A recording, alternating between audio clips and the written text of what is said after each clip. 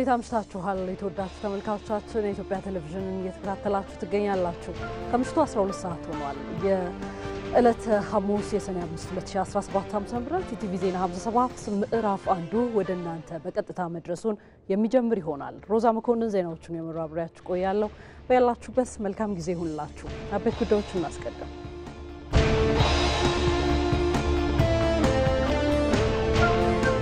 በኦሮሚያ ክልል በዘንድሮ የመኸር እርሻ 368 ሚሊዮን ኩንታል ምርት ለማግኘት መታቀዱን የክልሉ ግብርና ቢሮ አስታወቀ።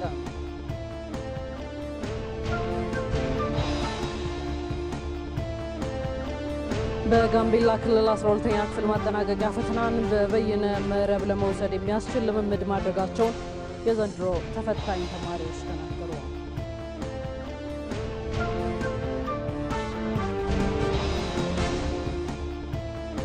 ከውጭ ከያዝነው ዘገባ 242 መንገደኞችን አሳፍሮ የነበረው የህንድ አውሮፕላን ተከሰከሰ የሚሉት አበይት ጉዳዮቻችን ናቸው።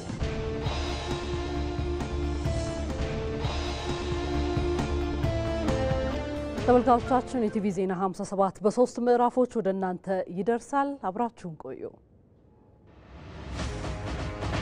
ሰዎች ቁጭ ብለው ችግራቸውን ተንፍሰው ኢትዮጵያ በየዘመኑ መልኩን እየቀየረ የሰላም እጦት ብዙ ፈትኗታል ብዙም አሳጥቷታል ለነዚህ ሁሉ ችግሮች ግን የመጀመሪያውም የመጨረሻው መፍትሄ ንግግር እንደሆነ ይታመናል ታዲያ ኢትዮጵያ እንዴት ወደ ዘላቂ ሰላም ትምጣ የሚለው የዚህ የሰኔ ወር ዋና ጉዳያችን ነው በኢቲቪ ዜና ኢትዮጵያ ላይ ተጠብቆ ባለፉት 6 ዓመታት ኢትዮጵያውያን ያለመታከት 40 ቢሊዮን ችግኞችን ተክለዋል ለአብነትም ባለፈው ዓመት ብቻ በነበረው የአረንጓዴ አሻራ መርሃ ግብር ወደ 6.5 ቢሊዮን ችግኞች ተተክለዋል በአንድ ጀንበር ደግሞ 600 ሚሊዮን ችግኞች ዘንድሮም ይህንን ታሪክ ለመድገም ቅድመ ዝግጅት ተጠናቋል ኢትዮጵያውያን 7.5 ቢሊዮን ችግኞችን እንተክላለን ብለዋል ዮሐንስ ፍሳሐኒ ይህ ጉዳይ የሰኔ ወር የኢቲቪ አጀንዳችን ነው እንጠብቁ የአብሮነትና የመረዳዳት ባህልን በማጎልበት የወገን ደራሽነትን ያረጋገጠ ነው የበጎ ፍቃድ አገልግሎት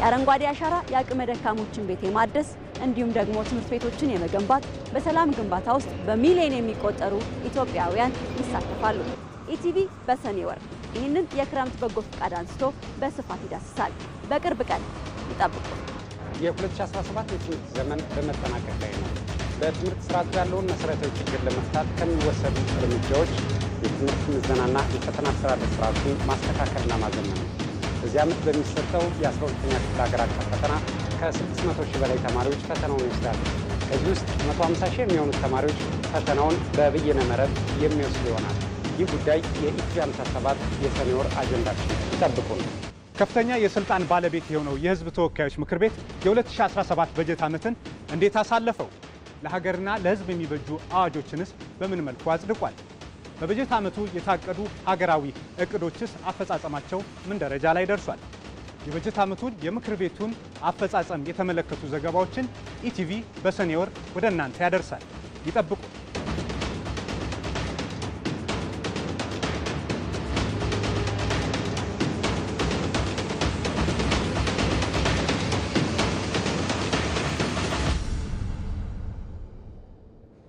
ተመልካቾቻችን ኢቲቪ ዜና 57 ላይ ናችሁ ወደ ቀዳሚው ዘገባችን እናምራለን በ2017 ኢትዮጵያ ባከናወነቻቸው ውጤታማ ሪፎርምና በፈጠረችው ጠንካራ ግንኙነት በታሪክ ከፍተኛ የበጀት ድጋፍ ከዓለም አቀፉ የገንዘብ ለጋሾች ማግኘቷን የገንዘብ ሚኒስትሩ አህመድ ሽዴ ተናገሩ ሚኒስትሩ ይህን ያሉት በፌዴሬሽን ምክር ቤት የድጎማ በጀት ውይይት ላይ ተገኝተው በሶስት ቻናሎች ለክልሎች ለሚተላለፉ የገንዘብ ድጋፍ ላይ ማብራሪያ በሰጡበት ወቅት ነው አሁን ባለፉት አንድ አመት ዘንድሮ ማለት ነው ኢትዮጵያ ከፍተኛውን በታሪኳ የበጀት ሰፖርት ያገኘነው በዚህ አመት ነው ትልቁ በታሪካችን በኢትዮጵያ ታሪክ ማለት ነው አንደኛ IMF የሚሰጠውን ገንዘብ ለውጭ ምንዛሪ ብቻም ሳይሆን የተወሰነውን ለበጀት እንድንጠቀም ፈቀደልን በዓለም ባንክ እስከ 2.5 ቢሊዮን ዶላር ሁለቱ ዲፒዎች አንድ ላይ ተደምሮ የበጀት ሰፖርት ያገኘንበት ወቅት ነው ያገኘንበት በሁለት ምክንያት ነው አንደኛው ሪፎርማችን ጠንካራ ስለሆነ ለሪፎርም ድጋፍ ስለሰጡን የሪፎርሙ አካል ሆኖ የሚታይ ነው ሁለተኛው ደግሞ ፖለቲካሊ የተሻለ ግንኙነትና የተሻለ አገራዊ ወቅታዊ ሁኔታ በሰላም አንፃር ስላለና አጠቃላይ የኢትዮጵያ መንግስት ውጤታማ የሪፎርም ስራ፣ ጠንካራ ሰላም፣ ዘላቂነት ያለው ሀገረ መንግስት ግንባታ ላይ እያደረገ ባለው ጉዳይ ላይ የተሻለ መግባባትም ስላለ የዛ የኛ ስራ ውጤት መሆኑን በደንብ መታየት አለበት ማለት ነው። ይሄ ደግሞ የሁላችንም የጋራ ውጤት ነው። ሪፖርተራችን ሞላ ለማየው እንደዘገበው ክልሎች ገቢ ማሳደግ ላይ መስራት እንዳለባቸው ሚኒስትሩ የገለጹ ሲሆን በፌዴራል የመሰረተ ልማት ፕሮጀክቶች ላይ ጥንቃቄና ህግ እንደሚያስፈልግም ጨምረው ተናግረዋል። ገቢ መጨመር ላይ ክልሎች ሁሉም በጣም መስራት አለባቸው። በዚህ ላይ ገቢ ከፌዴራል መንግስት ማስጣል ሳይሆን ኢኮኖሚክ አክቲቪቲን ቡስት በማድረግ ገቢን ማሳደግ ላይ በጣም ብዙ መሰራት ያለበት ይመስለኛል። ሌላ በአንዳንድ ክልሎች አካባቢ የፌዴራል መሰረተ ልማት ፕሮጀክቶችን በከፍተኛ ደረጃ የሚያውቅ ተግባሮች ይሰራሉ። የነዳጅ ዲፖ መሬቶች ጭምር አግሬሲቭሊ ታክስ ይደረጉ ነው ያሉት። የቴሌኮም ኢንፍራስትራክቸር ያረፈባቸው መሬቶች ጭምር አግሬሲቭሊ ነው ታክስ ይደረግ ያለው። የመብራት ኃይል የተዘረጋበት ስቴሽን ያረፈበት መሬት ጭምር ክፍል የተባለ ነው ፌዴራል መንግስት። ይሄ አዋጅም ሊወጣ ይገባለታል፣ ጥንቃቄም ይፈልጋል። አንዳንድ ክልሎች ማስፈጸም አግሬሲቭ ነው የሆኑ ያሉት። በዛ ምክንያት አካውንት ጭምር የገቡ ገንዘብ ይወስዳሉ፣ ከነዳጅ ድርጅት ይወስዳሉ፣ ከኢትዮ ቴሌኮም ይወስዳሉ፣ ከመብራት ኃይል ይወስዳሉ፣ ከመብራት አገልግሎት ይወስዳሉ። ጥንቃቄ ይፈልጋል። ታክስ መሰብሰብ አለባችሁ፣ ትክክል ነው፣ መብታችሁ ነው። ግን የፌዴራል መንግስት መሰረተ ልማት ኩባንያዎችም ኤግዚስት አድርጎ ኦፕሬት ሌላ መሬት የለም እኮ ያው በአገሪቷ መሬት ነው እየሰሩ ያሉትና እዛ ላይም ጥንቃቄ የሚፈልግ ጉዳዮች ስላሉ ተጋግዘን የማክሮ ኢኮኖሚ ሪፎርማችንንም አሳክተን ፍትሃዊ ልማትንም በማረጋገጥ ብዙ መስራት ይኖርብናል። ቀጥለናል። ባህር ዳር ሰላሟን እያስጠበቀች ለነዋሪዎቿ የሚመቹ መሰረተ ልማቶችን እየገነባች መሆኑን በሶስተኛው የሃይማኖት ተቋማት ሀገር አቀፍ ጉባኤ ተሳታፊዎች ተናገሩ። ተሳታፊዎቹ በተለያዩ ማህበራዊ ሚዲያዎች ስለ አማራ ክልል የሚነገረውና በተግባር የሚታየው ሰላምና ልማት የተራራቀ ነው ብለዋል።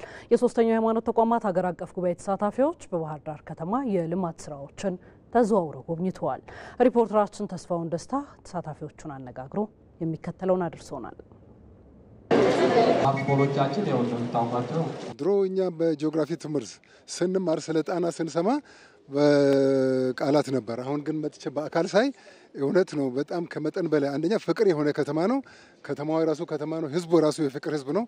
እኔ እንደውም በጣም ይገርምሃል። ቀደም የሆነ ትንሽ ነገር አሞኝ የት ልጅ ስል አንዷ ሴት ሾፌር እየሮጠች መጣችና እኔ ወስዳለሁ ብላ በራሷ መኪና ሐኪም ቤት አድርስ አሳክሙ።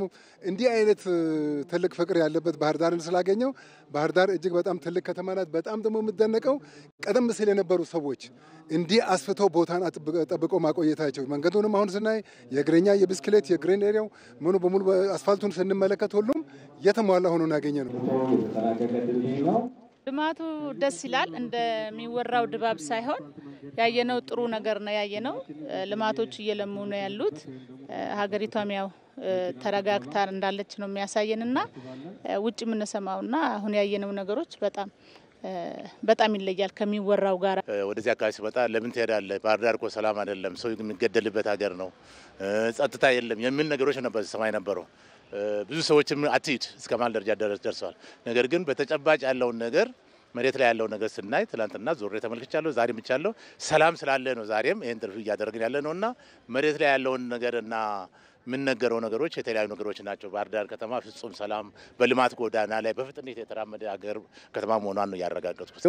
ኮሪደሩ በጣም የሚያስደስት ነው። እንዳውም ከቤተ መንግስቱ ወይም አካባቢ ጀምሮ ያለውን ስንመለከት እንዴት አርጋችሁ እንዴት ተሰራ እንዴት እንደተፈጠነላችሁ እንዳውም እኛ እንቀድማለን ብዬ ነበር ማውራው። ስመጣ ተቀድመን ነው ያገኘሁት እንደውም እና በጣም በጥሩ ሁኔታ ነው ያየሁትና ቆንጆ ነው። ውብ ከተማ የሆነ ማንጎ መናፈሻ አውቀዋለሁ ድሮ፣ አሁን ደግሞ የባሰ ቆንጆ ሆኖ ነው ያገኘሁትና በጣም ቆንጆ ነው። ከጠበቅኩት በላይ ነው። ውጭ ያለው ነገርና እዚህ መተን ስናይ በጣም ተለይቶብኛል።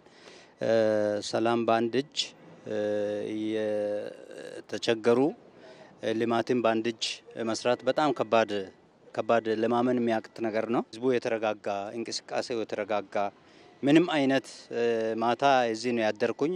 ቀን ውያለሁ፣ በእግሬ ዞሬ ያለው ከወንድሞቼ ጋር በእግር ዞሬናል። ከተማው ቀበሌ 4 ድረስ ሄደናል። ምንም ነገር እንትን እንደሌለው ችግር እንደሌለው ነው። በጣም እየተሰራ ያለበት ከተማ መሆኑን ነው የተረዳሁት የተገናዘበው። በወተር ፓርክ ላይ ስፓይራል የሚባለው ጨዋታ አሁን እንሞክረው። በሰላም 炒菜非常好，很多中国人都在这块买菜。 እነዚህ አሳዎች ደግሞ በህይወት እንዳሉ ነው መጥተው ቻይናዎቹ የሚገዟቸው ማለት ነው። ከሞተ የ2000 ብር ባለዕዳ ነኝ ማለት ነው። ስለዚህ ወደ መኖሪያው እልከዋለሁ። ለሸማቹ እውነተኛ ትክክለኛ መረጃ የመስጠት ግዴታ አለበት።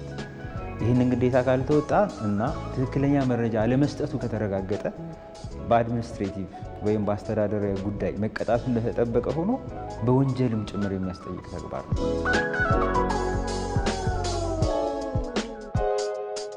ትንሽ የሚያስፈራ ነገር አላቸው። እቺን እንኳን የምታምረዋል ለማቀፍ እኔ ትንሽ ተሳቅቄ ነበረ። ቡድን ይባላሉ። እነዚህ ቡድን ናቸው ከ300 ሺህ 200 ሺህ ድረስ ይሄዳሉ።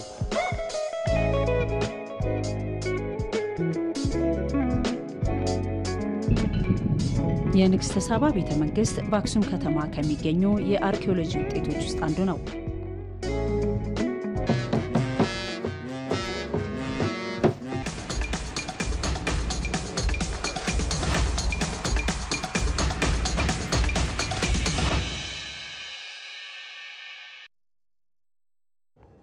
ዘገባዎቻችን ቀጥለዋል። በአንዲት ላም ንጹህ ወተት በመሻት የጀመሩት ስራ መሆኑን ይናገራሉ።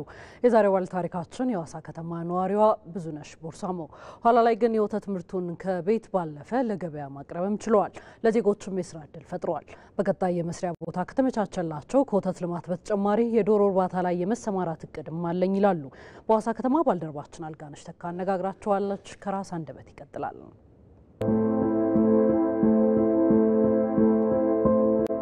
ብዙነሽ ቦርሳሞ እባላለሁ። መጀመሪያ የመንግስት ሰራተኛ ነበርኩኝ። የመጀመሪያ ልጄን ሲወልድ ንጹህ ወተት ፈለኩና አንድ ላም ገዛሁ። መኖሪያ ቤቴ ውስጥ ማለት ነው። አንድ ላም ገዝቼ ያቺ ላም ወለደችልኝ። በ4000 ብር ነበር የገዛሁት። ወለደች። ወተቷ ለቤት በበቂ ሁኔታ እንጠቀማለን፣ እንሸጣለን። የሷን መኖም እንገዛለን እና ትንሽዬም ትርፋለው ማለት ነው። ያው እንዲሁ እርባታ ሰፊ እርባታ ያላቸው የሚያቋርጡ ሰዎች ነበሩና ከነሱ ገዛን ላሞች። ከባለቤቴ ጋር ተማክረን እነዛን ላሞች ገዛን። ከነዛም ላሞች ያረጁም ስላሉ ብቻ የሞቱም አሉ እዚያን ጊዜና ግን ግደሮች የነበሩት እነሱ አሁን ተዋለዱ እና እነዚህ ላሞች አሁን የነዛ የ10 ላሞች እየተዋለዱ በስተው አሁን ወደ 115 ደርሰዋል። ያለው ስራ አሁን ጥሩ ነው። ይሄንንም በረት ሰራሁኝ። የሚታለቡት ጥቂት ይሆናሉ፣ የሚበሉ ብዙ ይሆናሉ። ወተት ከፍ ዝቅ ይላል። እስካሁን ጣሪያ ትልቅ የገባው 600 ሊትር ነው በቀን። ለብዙ ሰው የስራ እድል ፈጥሯል። በጣም አሁን እዚህ ግቢ ውስጥ ብቻ የሚሰሩት ወደ 21 ሰራተኞች አሉ የሚኖሩት ማለት ነው። እዚህ እየኖሩ ቤተሰቦቻቸው ሳይጨመር ልጆቻቸው ሳይጨመር እና እዚህ ግቢ ያው ከቤተሰብ ጋር እየኖሩ ነው የሚሰሩት። ልጆች አሉ፣ ሚስቶቻቸው አሉ፣ ሚስቶቻቸውም ይሰራሉ እና እነሱ ሳይጨምር ስራ ላይ ብቻ ያሉ 21 ናቸው እና ይሄ ወተት ለብዙ ሰው የስራ እድል ፈጥሯል። ብዙ ጊዜ ችግር የሚሆንብን ነገር መኖ ነው። ምናበላውን ነገር እንቸገራለን። ብዙ ጊዜ ከብቶች ሞተውብኛልና ይሞታሉ። እዛ ሷም ላም መጨረሻ 3ኛ ከወለደች በኋላ ሞተችብኝ። የሐዋሳ ከተማ እንስሳት እና አሳ ዙሪያ የሚሰሩ የሚችሉትን ያክል ረድተውኛል። ይሄ መሬት ህጋቢ እንዲሆን ራሱ ብዙ ተጻጽፈዋል። እነሱ ከከተማ ከአስተዳደሩ ጋር ብዙ ተጻጽፈዋል። ህጋቢ መሆን አለባት፣ ለዚህ ያክል ሰው የስራ እድል ፈጥራለች እና ብለው በቃ እነሱ ብዙ ታግለዋል። ግን እንደ አጠቃላይ ሁኔታ ሲታይ አሁን ይሄ እንደምታዩት በረቱ ጠቧቸዋል እና የጨቀዩብኝም ምክንያት በረቱ ጠቧል። ሁለተኛ ደግሞ ሳር የሚተክልበት ቦታ የለኝም እና ክቡር ጠቅላይ ሚኒስትርም መጥተው አይተው ነበረ ይሄንን ፋርምና በመጡ ጊዜ ምን ብለውኝ ነበረ? ለምን ዶሮ አትሰሪም ብለውኝ ነበረ እና ጀምሬ ነው የተውኩት ያው አብሮ ስለማይሄድና ከዛ በኋላ የሳቸውንም ሐሳብ ይዤ መሬት ጠይቄ ነበረ መሬት ይሰጠኝና በቃ በስፋት ልስራ ብዬ ከአመት በፊት ጠይቄያለሁ ያው እስካሁን ምላሽ አላገኘሁም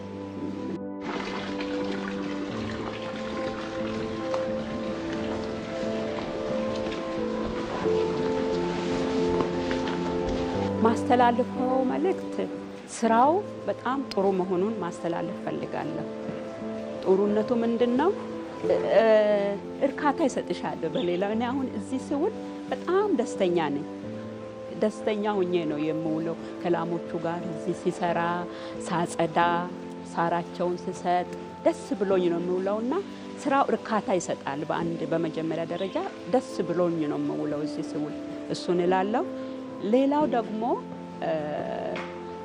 ጥሩ ነው ለገቢም ጥሩ ነው እላለሁ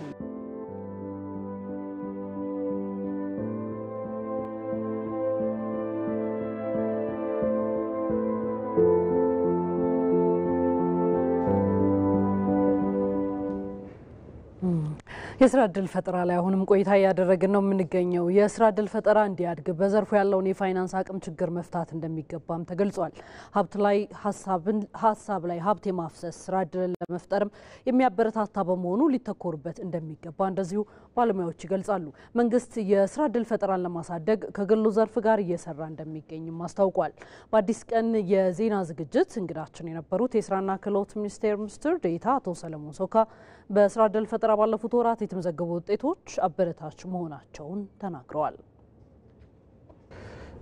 የ11 ወር ራሱ አፈጻጸማችንን ስናይ ወደ ውጭ ሀገር ስራ ስምሪት 452000 ዜጎች መሄድ ችለዋል እንግዲህ የሪሞት ጆብስ ራሱን የቻለ ቁጥር ነው እሱ ሲጣራ የምንናገር ይሆናል የሀገር ውስጥ የስራ ስምሪት የ11 ወር እቅዳችን 3.9 ሚሊዮን የስራ ዕድል መፍጠር ነው 3.8 ሚሊዮን ማስመዝገብ ተችሏል የኢትዮጵያ የሀገር አቀፍ የዘርፍ ማህበራት ምክር ቤት ምክትል ፕሬዝዳንት አቶ አባየው ግርማ በበኩላቸው የስራ ዕድል ፈጠራ እንዲያድግ ግለሰቦችን ከመደገፍ ሊነሳ ይገባል ብለዋል ዜጎች የስራ ዕድል ፈጠራ ጋር ኢንዲቪጁዋልስ የሚሰሩትም የስራ ዕድል መከበርና መበረታታት አለበት አሁን እዛ ላይ ሚስሊድ ያደረግናቸው ነገሮች አሉ ብዬ ገምታለሁ ሻይ ከምታፈላው ጀምሮ የስራ ዕድል ፈጠራ ነው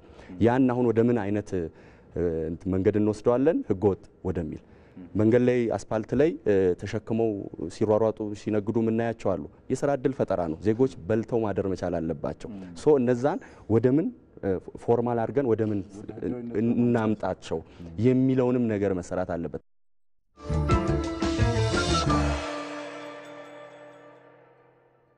የኢትዮጵያ ሞጋች እና የኢትዮጵያ አፍቃሪ ናቸው የበን ድንጋይ ነው የሚንከባለለው በየጠየቋቸው ሚሸኙ ይሄ መኪና ይባላል አሉ የምትኮሩባት ሀገር ነች እንጂ የምታፈርባት ሀገር አይደለችም ግብጽ የተመረተ ብርቱካን በኔ ውሃ መልሰን እኛ እንገዛለን በብሔር ተተላየን ሁላችንም ጣጥሎም ያቃጥለናል እንድንጣላ ሲፈልጉ አለመጣላት ምርጫ መሆን ይችላል ተጠንት ጀምሮ የቀይ ባህር ንጉሶች በመባል ነው የምንታወቀው ከሌሊቱ 5 ሰዓት ይሆናል መተው አንኳኩና አንጠልጥለው ማዕከላዊ ወሰዱኝ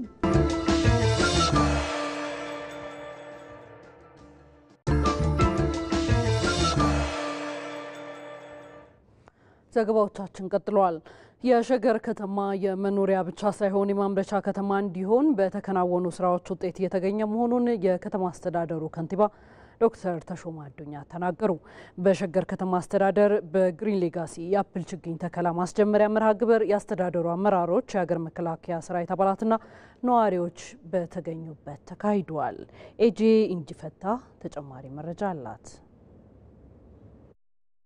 በሸገር ከተማ አስተዳደር ማና አቢቹ ክፍለ ከተማ የአፕል ችግኝ ተከላ ማስጀመሪያ መርሃ ግብሩ የአስተዳደሩ አመራሮች የሀገር መከላከያ ሰራዊት አባላትና ነዋሪዎች በተገኙበት ተካሂዷል በማስጀመሪያ መርሃ ግብሩ ላይ የተገኙት ከንቲባው ዶክተር ተሾመ አዱኛ ከተማው ከተመሰረተ ጀምሮ የህዝቡን ተጠቃሚነት የሚያሳድጉ ስራዎች እየተከናወኑ መሆኑን ገልጿል።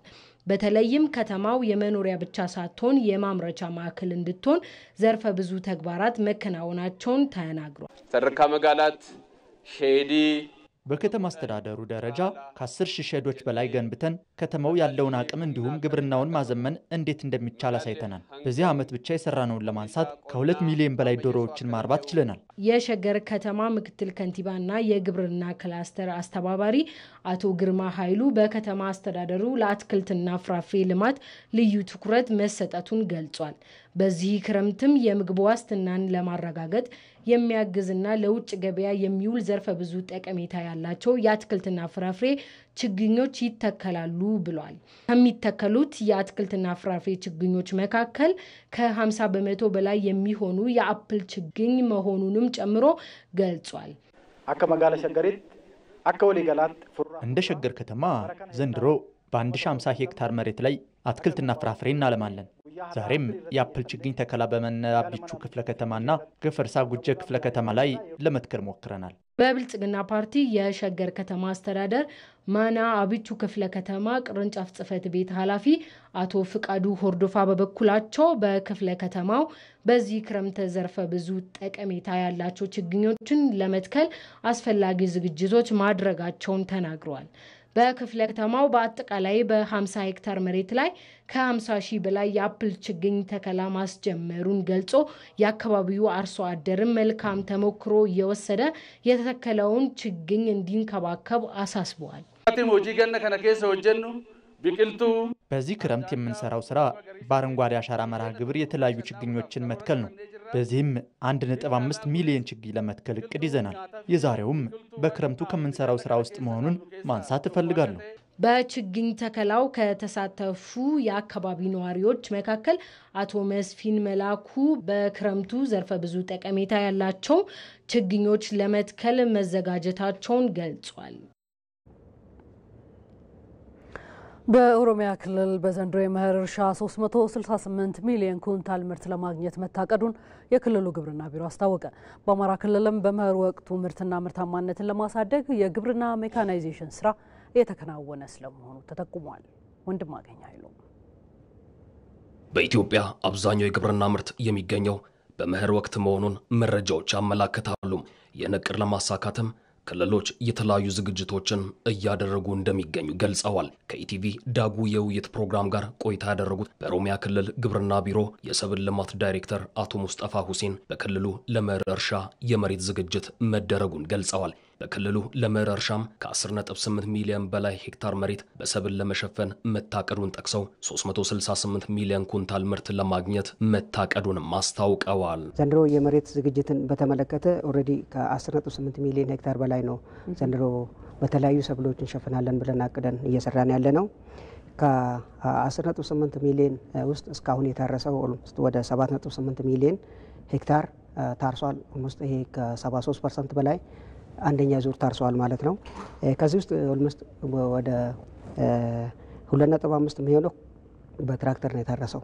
ይሄም ግብርና ለማዘመን በጣም አስተዋጽኦ ስለሚኖረው የምርትና ምርታማነትን ለመጨመር ትልቅ አስተዋጽኦ ስለሚኖር እዚህ ላይ እንደ ዋና ኢኒሼቲቭ ይዘን እየሰራን ያለ ነው።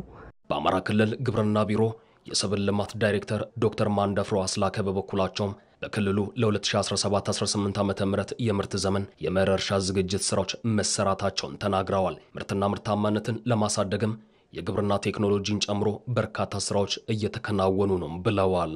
ከተለመደው የበሬ እርሻ አርሶ አደሩ በሂደት ወደ ትራክተር እርሻ እንዲገባ ከማድረግ አንጻር ኦልሞስት ከዚህ ከ5.4 ሚሊዮን ሄክታሩ ወደ 981 ሺህ ሄክታሩን በትራክተር ለማረስ አቅደን የገባንበት ሁኔታ ነው ያለው።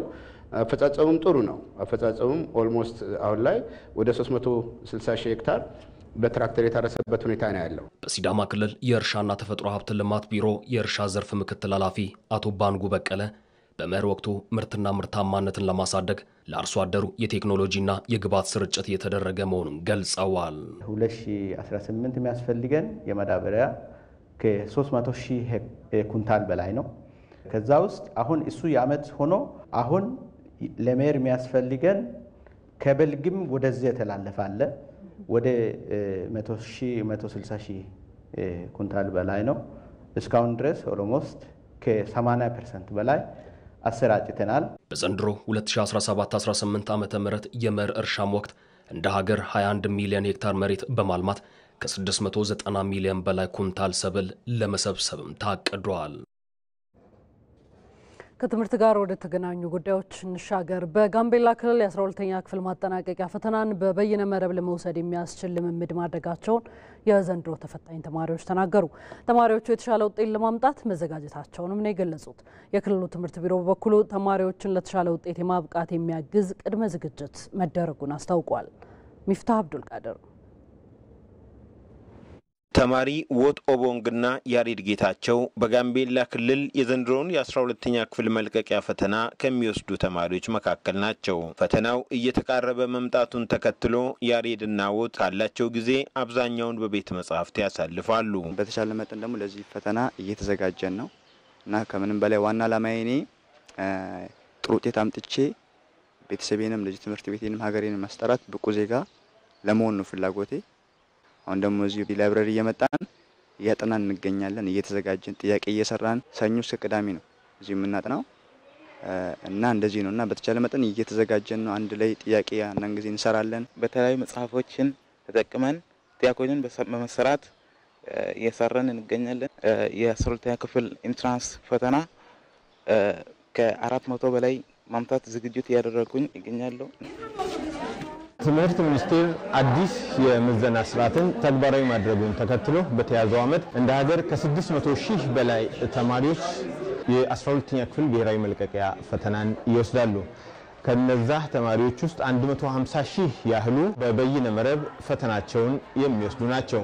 ይህ ደግሞ በየዓመቱ በበይነ መረብ ፈተናውን የሚወስዱ ተማሪዎች ቁጥር እየጨመረ መምጣቱን የሚያሳይ ሲሆን ስርቆት ፈተናን ኮሪጆ ማለፍ እንደማይቻል እየተወሰደ ያለውን እርምጃ የሚያጠናክር መሆኑንም በዚህ በጋምቤላ ክልል በኢሌቾ ሁለተኛ ደረጃ ትምህርት ቤት ተገኝተን ያነጋገርናቸው ተማሪዎች ነግረውናል። በአሁኑ ላይ ኦንላይን ላይ ነው የምንወስደውና ጥሩ ውጤት ለማምጣት ደግሞ የግድ መስራት ስለሚጠበቅብኝ ያን ነገር ደግሞ ከትምህርት ቤቱ ድጋፉ እየተደረገልን ነው። ያው ኮምፒውተሩም አንዳንዴ ኔትወርኩም ያስቸግራል እንጂ በሳምንትም እስከ ባለፈው ሳምንት ስንወስድ ነበረ።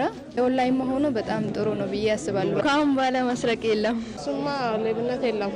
ኮምፒውተር ስለሆነ ሁሉም የራሱ መስራት ስላለበት ሁላችን የራሳችን የተዘጋጀን። የጋምቤላ ክልል ትምህርት ቢሮ ኃላፊ አቶ ኮኞ ኬሎ በክልሉ ከ12600 በላይ ተማሪዎች የ12ኛ ክፍል ብሔራዊ ፈተናን በበይነ መረብና በወረቀት እንደሚወስዱ ተናግረዋል። የተማሪዎችን ውጤት ለማሻሻል የሚያስችሉ ተግባራት ሲከናወኑ መቆየታቸውንም ገልጸዋል። የ2016 የተማሪዎችን ውጤት በጣም አነስተኛ ውጤት ነበር የተመዘገበው። ኦልሞስት ከ11,000 ፈተና ላይ ከተቀመጡ ተማሪዎች መካከል ወደ 186 ተማሪዎች ነው ወደ ዩኒቨርሲቲ በቀጥታ ማለፍ የቻሉት። ዘንድሮ የተሻለ ውጤት ለመመዝገብ እንዲያችልን እቅድ አወጥተን መምህሩን ከሚያስተምረው ክላስ ባለፈ ደግሞ ራሱን ችሎ ደግሞ የተማሪው ውጤት ማሻሻያ ፕሮግራም ዲቨሎፕ አድርገን የተማሪዎች ውጤትም ሊያሻሻል በሚችል መንገድ ደግሞ ቱቶሪያል ክላስ ማጠናከሪያ ትምህርቶች በየትምህርት ቤቶች ከአንደኛ ሴሚስተር እስከ ሁለተኛ ሴሚስተር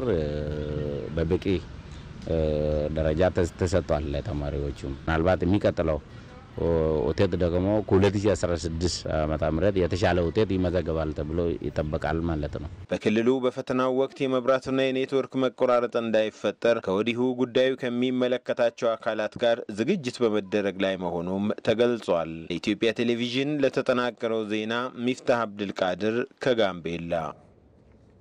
ከዚህ ርዕሰ ጉዳይ ጋር ወደ ተያያዘ መረጃ እናልፋለን። ትምህርት ሚኒስቴር የፈተና ስርቆትን በማስቀረት የትምህርትን ጥራት ለማረጋገጥ የዘረጋው አሰራር በራስ ጥረት ብቻ ፈተናን ማለፍ እንደሚቻል ያስገነዘበ መሆኑን የትምህርት ሚኒስትሩ ፕሮፌሰር ብርሃኑ ነጋ ተናገሩ። የትምህርት ሚኒስትሩ ፕሮፌሰር ብርሃኑ ነጋ ለኢትዮጵያ ቴሌቪዥን እንደተናገሩት የፈተና ስርቆት በማህበረሰብም ሆነ በሀገር ላይ ከፍተኛ ጉዳት የሚያስከትል በመሆኑ ይህን ለማስቀረት የተወሰደው እርምጃ በትምህርት ማህበረሰብ ዘንድ የኃላፊነትና የተጠያቂነት ስሜት መፍጠሩን ጠቁመዋል። ያጭበርብሮ ማለፍ ወይ ሰርቆ ማለፍ ምናምን ዘን ልክ ሰርቆ መኖር ማለት ትክክል እንዳልሆነ ሁሉ በትምህርት ዘርፉ በተለይ በስርቆት በማጭበርበር የሚገኝ ዕውቀት ሳይኖር ሰርቲፊኬት የሚገኝበት መንገድ ማለት እሱ ደግሞ መጥፎ ነው። መጥፎነቱ ዕውቀት አለመኖሩ ብቻ ሳይሆን ሰርቲፊኬቱ ዕውቀት አለ ስለሚለው ምንም ሳያውቅ ዕውቀት አለኝ ብሎ የሚያምን አይነት የህብረተሰብ ክፍል ነው እየፈጠርን ያለው። ይሄ ህብረተሰቡን በጣም የጎዳ ነገር ነው። በተያያዘው ዓመት የ12ኛ ክፍል መልቀቂያ ፈተና ከሚወስዱ ከ600 ሺህ በላይ ተማሪዎች መካከል 150 ሺህ ያህሉ በበይነ መረብ እንደሚፈተኑ የትምህርት ሚኒስትሩ ተናግረዋል። ሪፖርተራችን ሚፍታ አብዱል ቃድር እንደዘገበው በቀጣዮቹ ዓመታት ሙሉ በሙሉ ፈተናው በበይነ መረብ ለመስጠት የሚያስችል ዝግጅት በመደረግ ላይ መሆኑንም ፕሮፌሰር ብርሃኑ ገልጸዋል። መጀመሪያው ወጣቶቹ ተማሪዎቹ በቀላል አጭበርብሮ ወይም ሸውዶ ወይም ሰርቆ ማለፍ የለም የሚለው ነገር ካወቀ ግን ማጥናት ይጀምራል። አስተማሪውም እንደዚሁ አጭበርብሬ ሌላ ነገር ሰጥቼ አሳልፈዋለሁ ብሎ እንደሌለ ካወቀ ዜን ማስጠናት ይጀምራል። የትምህርት ቤት ዳይሬክተሩ ዝም ብሎ ሁሉም አልፏል ሰርቆ ብሎ መካትቶ በትክክል ተመዝኖ የሚያልፍበት ሁኔታ ሲኖር ካላሳለፈ ምን ስታረግ ነበር የኖርከው ሊባል። ኢቲቪ ዜና 57 እየተከታተላችሁ ነው። አንዳንድ ማህበረሰቦች አእምሮ ጤና እክል ያለባቸው ሰዎች ታከመው የሚድኑ የዳኑም ደግሞ ማህበረሰቡ ጋር የተለመደ የዕለት ተዕለት ክዋኔ የሚተገብሩ አይመስላቸውም። ነገር ግን የአእምሮ ህመም ከታከመ የሚድን ስለመሆኑ ከ10 ዓመት በላይ በአእምሮ ህመም ሲሰቃይ የነበረውና አሁን ላይ ከህመሙ ካገገመ ከአንድ ግለሰብ ጋር ባልደረባችን ስናይት ብርሃኔ ቆይታ አድርጋለች። ከራስ አንደበት እንከታተል። ስሜ አብዱልቃዲር ሰይድ ይባላል። ያው የመጣሁትም ከጉራጌ ዞን ከቻሃ ወረዳ ነው።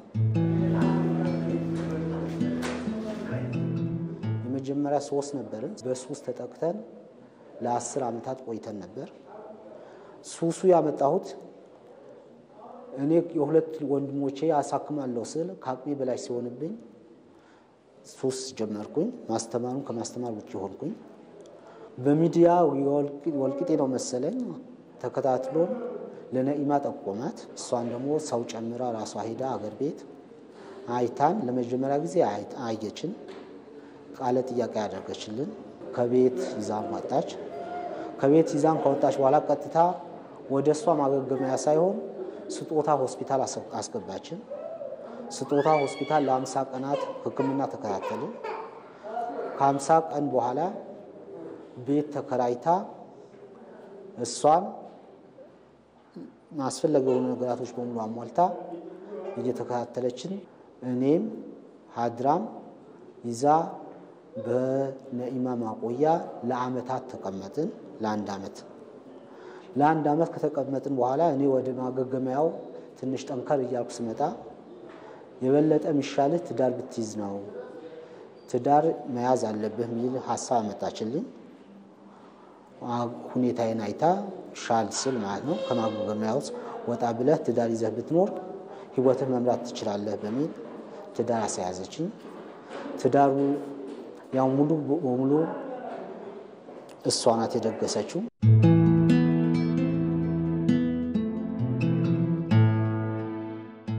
ያለሁበትን ደረጃ ሳይው በጣም ደስታ ነው የሚሰማኝ።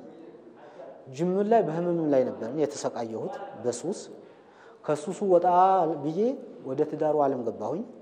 ከትዳር ዓለም ቀጥሎ ወደ ልጄን እያየሁኝ ትልቅ ደስታ ይሰማኛል። ወደ ውጪ ዘገባችን አልፈናል። 242 መንገደኞችን አሳፍሮ የነበረ የህንድ አውሮፕላን ተከሰከሰ። የህንድ መንገደኞችን አውሮፕላን ከአህመድ ዳድ አውሮፕላን ማረፊያ ተነስቶ ወደ ለንደን በመብረር ላይ ያለ ባጋጠመው መከስከስ አደጋ ከ200 በላይ ሰዎች መሞታቸው ተገልጿል። ከህንድ ከአህመዳባድ አውሮፕላን ማረፊያ ወደ ለንደን ጌትዊክ አውሮፕላን ማረፊያ እያቀና የነበረው አውሮፕላኑ ከአየር መንገዱ በቅርብ ርቀት ላይ መከስከሱ ነው የተነገረው። የአደጋውን መንስኤ በማጣራት ዝርዝር መረጃዎችን በቀጣይነት እንደሚሰጥም አየር መንገዱ መግለጹን ሮይተርስ ዘግቧል።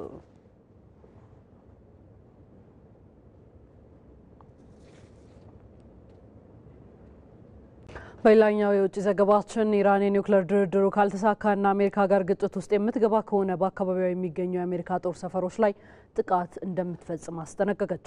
የኢራን መከላከያ ሚኒስትር አዚዝ ናስራዛዴ እንደገለጹት ከአሜሪካ በኩል ጸባጫሪ ድርጊቶች ከተስተዋሉ በሌሎች ሀገራት የሚገኙ የአሜሪካ ጦር ሰፈሮችን ሀገራቸው እንደምትመታም ገልጸዋል። ምንተስኖት ይልማ ዝርዝሩን ይዞታል። አሁን የተፈራ ሁሉ እየደረሰ ይመስላል። ከ18.4 ቢሊዮን ዶላር በላይ ዓመታዊ በጀት በመመደብ ወታደራዊ ኃይሏን ያጠናከረችው የቀድሞዋ ፋርስ የአሁኗ ኢራን ለልዕለ ኃያሏ አሜሪካ አልያዝ አልጨበጥ ብላለች። በሁለተኛው የስልጣን ዘመናቸው በጥር ወር ነጭ ቤተ መንግስት የገቡት ፕሬዚዳንት ዶናልድ ትራምፕ ከዚች ሀገር ጋር ቀደም ሲል እንደ አውሮፓ አቆጣጠር በ2015 የገቡትን የኒውክሌር ስምምነት በአዲስ ለመተካት ላይታች ቢደክሙ ሊሳካላቸው አልቻለም። በሚያዝያ ወር ብቻ 5 ዙር ድርድር አድርገው ፍሬ አልባ የሆኑት ሰው በዚህ ሳምንት መጨረሻ ዛሬ አሊያም እሁድ እንደሚካሄድ የሚጠበቀው 6ኛው ዙር ድርድርም ቢሆን ተስፋ የሚሰጥ እንዳልሆነ ከወዲሁ የገባቸው ይመስላል። ትራምፕ ሀገራቸው ቴህራን የኒውክሌር ጦር መሳሪያ ባለቤት እንድትሆን እንደማትፈቅድ ገልጸው ያለ ጦርነት ብንስማማ ይሻላል ሲሉ ከፍቅር ወይስ ከበትር አንዱን ምረጪ ሜዳውን ፈረሱም ይኸው ካሉ በኋላ ከወደ ኢራን ማምሻውን የተሰማው ዜና ለማይቀረው ጦርነት ተዘጋጅተናል፣ ከነካችሁን ግን አንላቀቅም የሚል ሆኗል። ቴህራን በዋሽንግተን የቀረበውን የድርድር ረቂቅ ሐሳብ እጅና እግሬ በማዕቀብ ተጠፍሮ ስምምነት የሚባል ነገር የለም ብላ አሻፈረኝ ካለች በኋላ ነገሩ ወደ ቃላት ጦርነት ተሸጋግሯል። የኢራን ሃይማኖታዊ መሪ አያቶላ አሊ ካሚኔ አሜሪካ ያቀረበችው የኒውክሌር ስምምነት የሀገራቸውን ብሔራዊ ጥቅም የሚጻረር በመሆኑ አንቀበለውም ሲሉ በሀገራቸው ብሔራዊ ቴሌቪዥን ጣቢያ ለነጩ ቤተ መንግስት መልእክት አስተላልፈዋል። ዲፕሎማሲያዊ ውዝግብ ውስጥ የገቡት ሀገራቱ የማይታረቅ በሚመስል አቋማቸው እንደጸኑ ናቸው።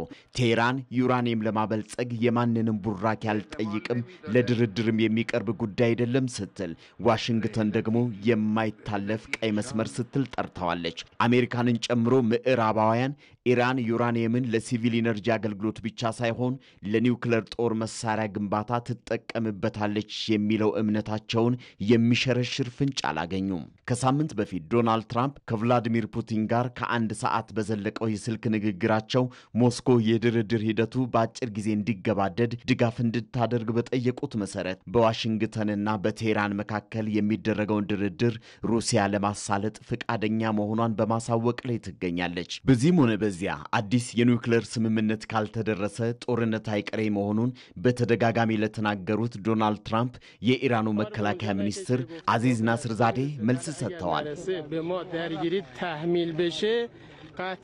ሚኒስትሩ በዚህ ሳምንት መጨረሻ የሚካሄደው 6ኛው ዙር ድርድር ካልተሳካና በአሜሪካ በኩል ጸባጫሪ ድርጊቶች ከተስተዋሉ እኛም በመካከለኛው ምስራቅ የሚገኙ የአሜሪካ የጦር ሰፈሮችን እናጠቃለን እንጂ እጃችንን አጣጥፈን አንቀመጥም ሲሉ ተደምጠዋል። አዚዝ ናስርዛዴ እጃችን ረጅም ነው፣ ያላችሁበት እንደርሳለን፣ ጫፋችን ከተነካ አንላቀቅም ካሉ በኋላ የሁለቱ ሀገራት ውጥረት ተባብሶ ቀጥሏል ሲል ሮይተርስ የዜና ወኪል መረጃውን አጋርቷል።